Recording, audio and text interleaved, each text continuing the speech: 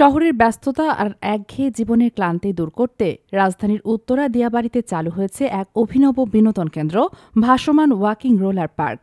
Uttara centre metro station থেকে খুব কাছেই ৮৭ নম্বর পিলারের সামনের লেকের উপর এই পার্কটি স্থাপন করা হয়েছে। শান্ত পরিবেশ আর প্রকৃতির ছোঁয়ায় এটি ইতোমধ্যেই শহরবাসীর কাছে এক নতুন আকর্ষণ হয়ে উঠেছে। এই পার্কের মূল আকর্ষণ পানির উপর ভাসমান কাঠ ও বিশেষভাবে নির্মিত রোলার ট্র্যাক।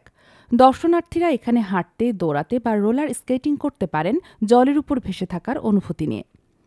বিকেল বা সন্ধ্যাবেলায় যখন লেকের পরিবেশ আরও শান্ত হয়, তখন এই ভাসমান পথটি যেন এক নৈসর্গিক দৃশ্যের জন্ম দেয়। চারপাশের আলো, জলের শব্দ আর হাসির কোলাহল মিলে এক অনন্য অভিজ্ঞতা।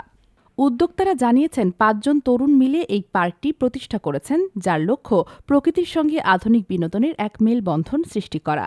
আমি ওয়ার্ল্ড ইউনিভার্সিটিতে পড়াশোনা করতেছি, আর এর পাশাপাশি আমরা ট্রাই করতেছি যে মানুষকে বিনোদন কীভাবে দেওয়া যায়। পড়াশোনার পাশাপাশি এটা চালু করছি আমরা ৫ জনে মিলে। এই ভাসমান কাঠামো নির্মাণে ব্যবহার করা হয়েছে পরিবেশ বান্ধব উপকরণ, যাতে লেকের জলজ পরিবেশের কোনো ক্ষতি না হয়। দিয়াবাড়ির এই ভাসমান ওয়াকিং রোলার পার্ক শহরবাসীর বিনোদনের নতুন দিগন্ত খুলে দিয়েছে, যা নিঃসন্দেহে ঢাকার আধুনিক নগর জীবনে এক ইতিবাচক সংযোজন।